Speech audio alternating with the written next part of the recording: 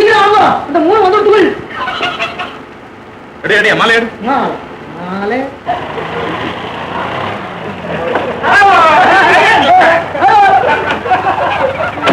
Very glad.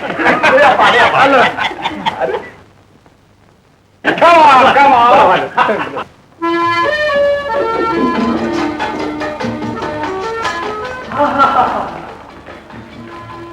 என்ன sir என்னென்னமோ பண்ணி வச்சிருக்கீங்க? Beautiful decoration.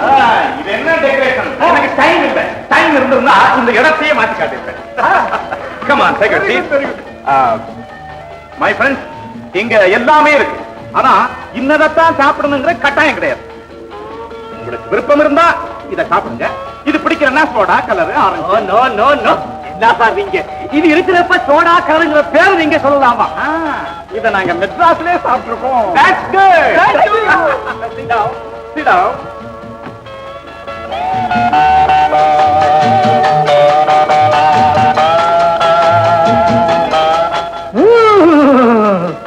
குழந்தைகளுக்கு ரொம்ப சர்வீஸ் போல் இருக்கு. பெரிய ஆத்து குழந்தைகளும்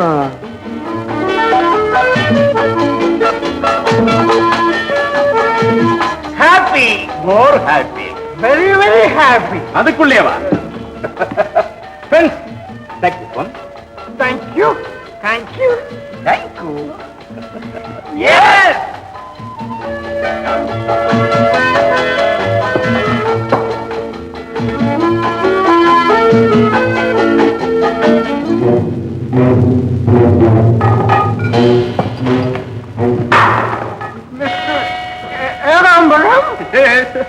நீங்க எங்களுக்கு கொடுத்திருக்கிற ஹாப்பி பார்ட்டிக்கு பதில் என்ன கைமாறு செய்யறதுன்னு புரியல. எனக்கு ஒரு கைமாறு வேண்டாம். உங்களுடைய அன்பு இருந்தா எனக்கு போதும். அன்பு அன்பு மிஸ்டர் யாகாம்பரம், இன்னையிலிருந்து நீங்க எங்களுக்கு கிரேட் ஃப்ரெண்ட். இதை விட எனக்கு என்ன அர்த்தம் தேவை இருக்கு? நீங்கள்லாம் என்னுடைய கிரேட் ஃப்ரெண்ட் அப்படிங்கிற ஒரு பப்ளிசிட்டியை வச்சு எனக்கு இருக்கிற கஷ்டம் நஷ்டம் எல்லாத்தையும் போக்கிடுவேன். கஷ்டம் நஷ்டம் என்ன கஷ்டம் சொல்லி தீரணும். நீங்க ஹாப்பியா இருக்கிற நேரத்துல என்னுடைய கஷ்டத்தை சொல்றது முறையில். கமான் சாகலித்தில் எங்க கிரேட் ஃப்ரெண்ட் கஷ்டமா இருக்கிறப்ப எங்களுக்கு என்ன happy? Come on tell me what trouble? வேற ஒண்ணு இல்ல. என்னுடைய மில்ல அடமான வச்சு பேங்க்காரங்கிட்ட 2 லட்சம் ரூபாய் கடன் வாங்கிட்டேன். அந்த 2 லட்சம் ரூபாய் அந்த பேங்க்காரன் ரா பகலா குர்ரா குர்ரா குர்ரான்னு கேட்டு என்ன உயிரை எடுத்து பண்ணாத கொலையெல்லாம் பண்றான். ஏன் அழுகுறீங்க? ஏன் அழுகுறீங்க ஃப்ரெண்ட்ஸ்? ஆஃப்டர் ஆல் 2 lakhs அதுக்கு அவங்க உயிரை வாங்குற. நீங்க எல்லாம் ஃப்ரெண்ட்ஸ் ஆனதுக்கு பிறகு அந்த பேங்க்காரன் என்ன எப்படி பணம் கேட்பான்? வெறும் ஃப்ரெண்டா இருக்கிறதுக்கு நாங்க இஷ்டப்படல. அந்த 2 lakhs இப்ப இந்த டேபிள்ல கொண்டாந்து வைக்கட்டுமா? வேண்டாம் வேண்டாம் வேண்டாம் வேண்டாம். நீங்க 3 பேரும் சேர்ந்து அந்த பேங்க்காரனை பார்த்து என்னுடைய கிரேட் ஃப்ரெண்ட் உன்னுடைய பணத்தை திருப்பி கொடுத்துருவாரு அப்படின்னு ஒரு வார்த்தை சொல்லிட்டீங்கன்னா அந்த பையன் இந்த ஊருக்குள்ள திருப்பி வருவானா? வரமாட்டான்ல. நாங்க சொல்லிட்டா வரமாட்டான்ல. நிச்சயமா வரமாட்டான். கமா நாங்க சொல்ற வாங்க. இந்த ராத்திரில போய் என்ன பண்றது? நாளை காலையில பாத்துக்குவோம். எங்க கிரேட் ஃப்ரெண்டுடைய கஷ்டத்தை இன்னைக்கு நைட்டே நாங்க தீர்த்தோம். பேங்குக்காரனை பார்க்காம நாங்க ஒரு நிமிஷம் கூட நிற்க மாட்டோம். என்னங்க அங்கே இருந்து வடி பார்த்துட்டு இருக்கு? வாங்கினேன் எல்லாம் ஒரு வழியா ஆடி முடியட்டுமே தான் நான் பேசாம நின்றுட்டு இருந்தேன். இப்படி வாங்கினேன். என்னங்க இளவா குட்டுறானுங்க? இந்த ராத்திரில போய் பேங்க்காரனை பார்த்தே ஆகணும்னு சொல்றானுங்க. தள்ளிண்டு போங்களேன், வேலை முடிஞ்ச மாதிரி இருக்கும். முடிஞ்ச மாதிரி இருக்குமா? இந்த நிலையில அவங்களை வெளியில அழைச்சு போனா என்ன ஆகும்? என்ன அர்த்தம் இல்லாம. எஸ் என்னுடைய கஷ்டத்தை இன்னைக்கு ராத்திரியே தீர்க்கணும்னு நீங்க விரும்புறீங்க அப்படின்னா நீங்க பேங்க்காரனை இப்பவே பார்த்து சொல்றது ஒண்ணுதான். உங்க கைப்பட ஒரு லெட்டர் எழுதி கொடுக்கறது ஒண்ணுதான். என்ன எழுதி கொடுக்கணும்? வேற ஒண்ணு இல்ல. நான் கொடுக்க வேண்டிய 2 லட்சத்தை கொடுக்க முடியலன்னா உங்க குடும்பத்துல இருந்து உங்களுக்கு வரக்கூடிய சொத்தை ஈடு கட்டி அந்த கடனை அடைக்கிறதா பேங்க்காரனுக்கு ஒரு லெட்டர் கொடுத்துட்டீங்க. எங்க சொத்து என்ன? எங்க குடும்ப சொத்து பூராவுமே கொடுத்துறதா கையெழுத்து போடுறேன். ஒன் மினிட் கணக்குல நான் லெட்டர் டைப் பண்றேன், நீ அந்த பெண் கிளப்பி உடனே அனுப்பு.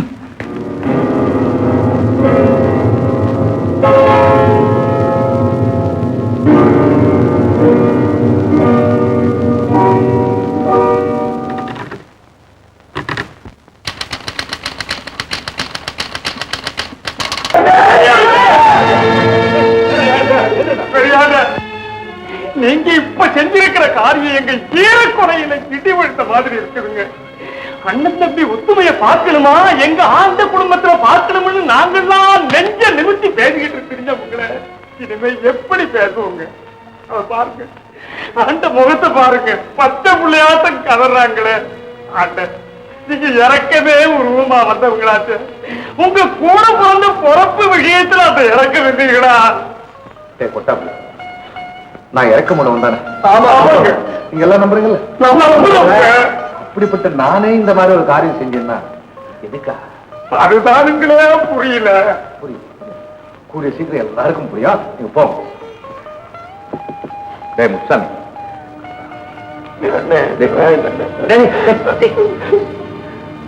உன் நன்மைக்காக தானே பண்றேன். தெரிஞ்சு போ.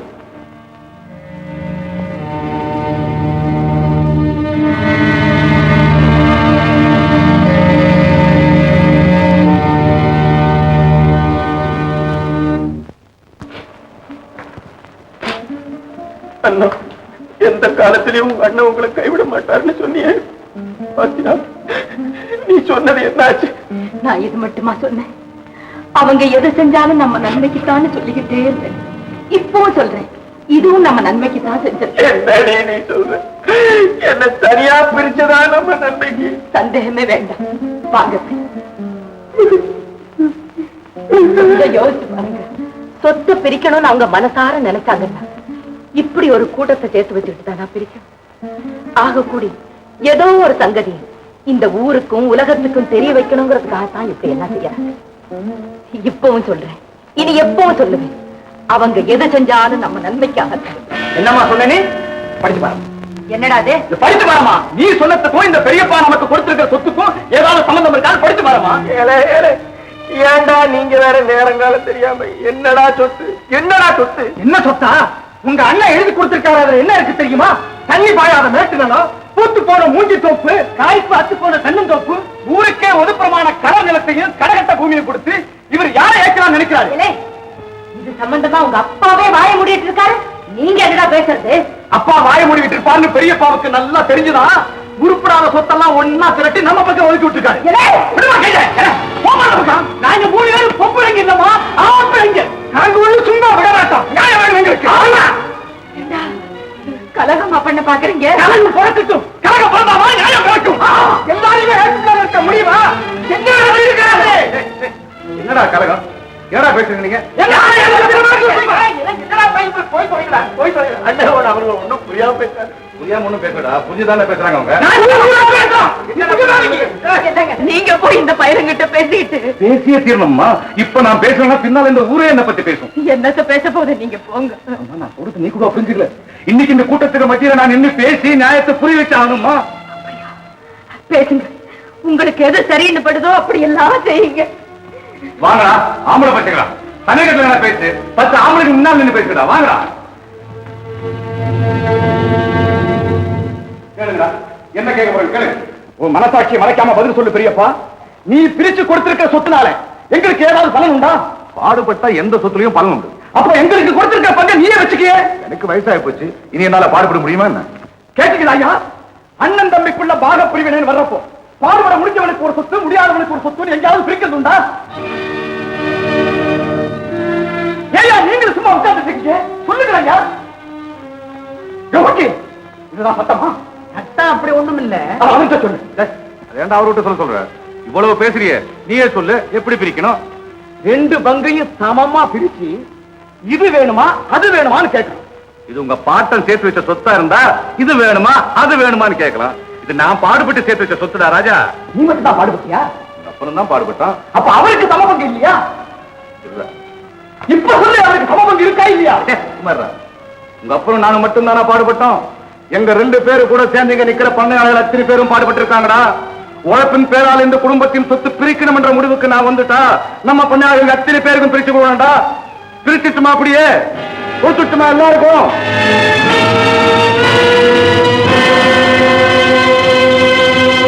என்னடா விரைச்சகரமா நின்னுட்டுங்க? நான் சொன்னபடி சொத்தை பிரிச்சு கொடுத்துட்டுமா? என்னடா அது நிமிந்தா ஒரே அடியா நிமிடுறீங்க, ஒடுங்குனா சரவணாடி ஒடுங்கி போய் நிக்கிறீங்க. டேய் இப்போ அது புரியுதாடா? சொத்து சேர்றதுக்கு உடம்பு உழைப்பு மட்டும் போராது, அதுக்கு மேல இன்னொன்னு தேவைன்னு. அது உங்க அப்பனுக்கு தெரியாது, உங்களுக்கு எப்படி தெரிய போகுது? பெரியப்பா, என்னப்பா? அரை பங்கு சொத்து வேண்டாம், கால் பங்காவது கொடுக்கலாம் இல்லையா? தான் கொடுத்துருக்கேன். எங்க கொடுத்திருக்கிற? கொடுக்காம என்ன? ஏண்டா ஒருத்தர் வந்து கத்துருங்க. எந்த கணக்கா போட்டு சொல்ற? நம்ம சொத்து கூறாவுக்கு ஒரு விலையை போடுவோம், மொத்த தொகை என்ன வருதுன்னு பார்ப்போம். அந்த தொகையில நீ எங்களுக்கு கொடுத்திருக்கிற சொத்து கால் பங்காவது சேர்ந்தா பார்ப்போம். எந்த கணக்கும் போட முடியாது, போங்கடா. அந்த பாட்டா இங்க பலிக்காதுன்னு முடியாதுன்னா எப்படி சர்வாதிகாரமா பண்ற? விட மாட்டோம். பயலுவ கத்தினாலும் விஜயத்தோட தான் கத்துறாங்க. பெரியவர் கணக்க பார்க்க மாட்டேங்கிறாரே, அது அவர் சொல்றது முறை. இதை யாரு போய் அவர்கிட்ட சொல்றது? நம்ம சொல்லுவோம். ஆமா, நியாயத்தை சொல்லித்தானே ஆகணும். ஏன் பேசாம பெரியய்யா, எப்ப விவகாரம் இவ்வளவு தூரம் முத்தி முதிர்ந்து போயிருச்சோ, நீங்க கணக்கை பார்த்து கொடுத்துறதா நல்லதுன்னு எங்க மனசுக்கு படுது. ஆமாமுங்க, கணக்க பாக்குறதுன்னு ஆரம்பிச்சுட்டா நான் இதை கூட கொடுக்க முடியாது. அவசியம் இல்லை. பார் கணக்க, கணக்குப்படி எங்க பங்குக்கு ஒண்ணுமே வராதுன்னு தெரிஞ்சா இப்ப நீ கொடுத்திருக்கிறதை தூக்கி எறிஞ்சிட்டு சத்த துணியோட வெளியே போயிடும். அப்படியா? சொல்றேன்டா, கேளுங்கய்யா. அப்படி உட்காருங்க, வாங்க வாங்க உட்காருங்க. சொல்ற கணக்கு போடு, உட்காருங்க. கேளுங்கய்யா, இந்த குடும்பத்துல நானும் என் குருட்டு புள்ள, நாங்க 2 பேரும் சாப்பிட்டு இருக்கோம். ஒரு கணக்கு போடுங்க. என் தம்பி, அவன் பொண்டாட்டி, 3 பசங்க, ஒரு பொண்ணு, ஆக மொத்தம் 6 பேர் இத்தனை வருஷமா சாப்பிட்டு இருக்காங்க. சரியப்பா, சோத்து கணக்கையா போடுற? போட மாட்டாவளா? காசு இல்லாம சோறு வருமா? கலப்புக்கு போய் பாரு தம்பி, ₹1 வாங்கிட்டு அளந்து போடுறான். அடி வகுத்துக்க பத்த மாட்டேங்குது. கணக்கு கேட்க வந்துட்டேன். நீங்க சொல்லுங்க. என்னய்யா, இது கணக்குல போடலாமா? எல்லாம் சேர்க்க வேண்டியதான். கண்டிப்பா சேர்க்க வேண்டியதாங்க. அப்புறம் இந்த 4 பிள்ளைங்க பிரசவத்துக்கு என்ன செலவாயிருக்கும்? பெரியப்பா, பெரியப்பா, என்ன பேச்சு? கணக்குடா, பார்க்க ஆரம்பிச்சதெல்லாம் வெளியே வந்துதான் தீரும். நீங்க பொருந்தா கணக்குதானா? பார்க்க மாட்டாவளா? சொல்லுங்க. ஏன் கணக்கை சேர்த்துக்கலாமா இல்லையா? சேர்த்த வேண்டியதான், கண்டிப்பா சேர்க்க வேண்டியதான். அப்புறம் அந்த பொண்ணு வயசுக்கு வந்த போது சடங்கு சம்பிரதாயம் நாங்க வந்து இருக்கு, அது தடபுடலாம் நடந்துச்சுங்களே, அதுக்கு என்ன செலவாயிருக்குமோ அதை கூட சேர்த்துங்க. சேர்த்த வேண்டியதான். அதுக்கப்புறம் தன் பிள்ளைங்க உள்ளூர்ல படிச்சா சரிப்பட்டு வராதுன்னு 3 பிள்ளைகளையும் பட்டணம் அனுப்பி படிக்க வச்சாரு. ஐயா, பிள்ளைங்க பட்டணத்துக்கு போய் படிச்சதையும் அவங்க பண்ண ஆடம்பர செலவுகளையும் கணக்கு பார்த்தா அவங்க உங்களுக்கு திருப்பி கொடுக்கணுங்கிற நிலைமை ஏற்படுங்க. அதான் உண்மை. என்ன வரும் நீங்களா வாங்கி கொடுத்துருங்க, வாங்கிட்டு போயிடும். சொல்லு, நான் சொன்ன கணக்கு சரிதானா? சரிதாங்க. நான் கொடுத்தது அதிகம் தானே? ஐயோ, அதிகம். என்னடா சொல்ற? எப்படி கணக்கு? பெரியப்பா, என்னடா குமுற? ஏன் கணக்க தீர்த்துட்டியா? நீ விட்டு கொடுத்தே தீர்த்திருக்கேன்டா. விட்டு கொடுத்துட்டியா? ஏண்டா வளவளன்னு பேசுற? பெரியப்பா, இந்த வீடு யாருது? உங்களுக்கு தான் எழுதி வச்சிருக்கேன், அது என்ன சந்தேகம்? சந்தேகம் ஒண்ணு இல்ல. எப்ப நாங்க சின்ன சோத்துக்கு கட்டின துணிக்கு நீ கணக்கு பார்த்துட்டியோ, அந்த கணக்கு நாங்களும் பார்க்கணும் இல்ல? பார்க்கணும் தான்டா சொல்றேன். அப்படின்னா நீ இனிமே இந்த வீட்டுல இருக்கிறதுக்கும் இங்க சாப்பிடறதுக்கும் காசை எண்ணிக்கை வச்சு தீரணும். இல்லன்னா கழுத்து பிடிச்சு வெளியே தள்ளுவோம்.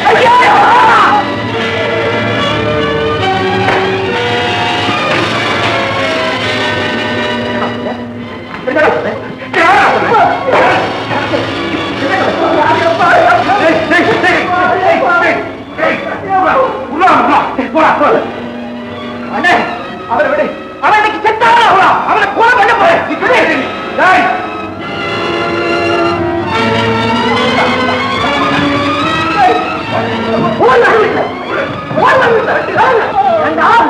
எங்க பெரிய வண்டிய பார்த்தா கழுத்து பிடிச்ச வண்டி தள்ளுவாங்க.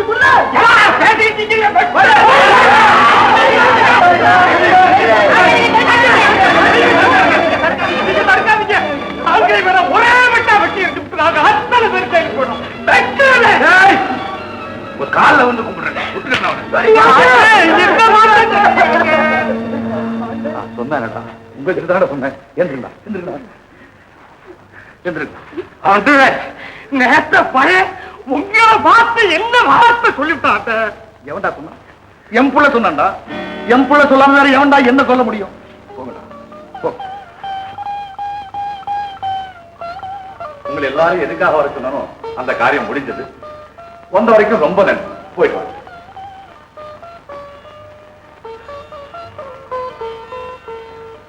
ரொம்ப சந்தோஷம். என்னமோ பிள்ளைகளுக்கு ஒண்ணுமே தெரியாதுன்னு நினைச்சேன். பரவாயில்ல, ஓரளவுக்கு எல்லாம் தெரிஞ்சு வச்சிருக்காங்க. ரொம்ப சந்தோஷமாவே இருக்கு. ராஜா, என்னடா சொன்ன? இனி நான் உங்க வீட்டுல இருக்கிறதுக்கும் சாப்பிடுறதுக்கும் காசு கொடுக்கணும்னு சொன்ன. இனிமே நான் உங்க வீட்டுல அடி எடுத்து வச்சா சாப்பாட்டுக்கு உட்காரத்துக்கு முன்னாலேயே காசு என்ன உன் கையில வச்சுட்டு சாப்பிடுறப்ப வர்ற.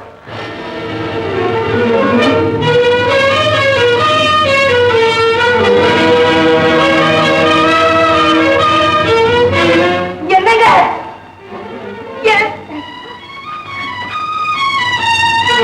என்னங்க நிக்கிறீங்களே? பெரியவங்க இந்த வீட்டை விட்டு போயிட்டு இருக்காங்களே, உங்க கண்ணுக்கு தெரியலையா? ஏன் என்ன பாக்குறீங்க? என்ன தயங்குறீங்க? போறது உங்க அண்ணன் மட்டும் இல்ல, நாம தலைமுறை தலைமுறையா கும்பிட வேண்டிய தெய்வம் இந்த வீட்டை விட்டே போயிட்டு இருக்கு. போங்க, போய் கூப்பிடுங்களே, கூப்பிடுங்க. அம்மா, அம்மா எந்திரமா, எந்திரமா. நான் எழுந்திருக்க மாட்டேன், நீங்க திரும்பி வாங்க வீட்டுக்கு. நல்ல எந்திரமா.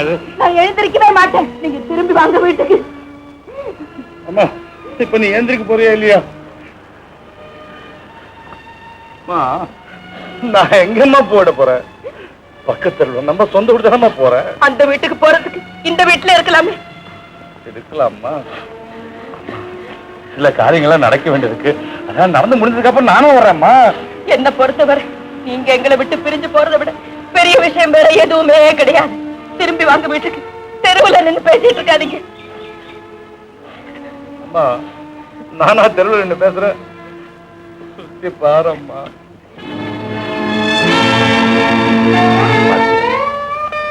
நம்ம ரெண்டு பேரும் இந்த ஊராரெல்லாம் இப்படி நின்று வேடிக்கை பார்க்கணும். பார்க்கட்டுமே. இந்த ஊரார் பார்க்க வேண்டியது நம்ம குடும்பத்துல இன்னும் என்ன பாக்கி இருக்கு? இருக்கம்மா, ஒன்னே ஒண்ணு இருக்கு.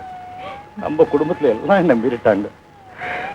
நீங்க ஒருத்தான் என் வார்த்தைக்கு கட்டுப்படுவ, எனக்கு மரியாதை கொடுப்ப இந்த உலகமெல்லாம் நம்பிக்கிட்டு இருக்கம்மா.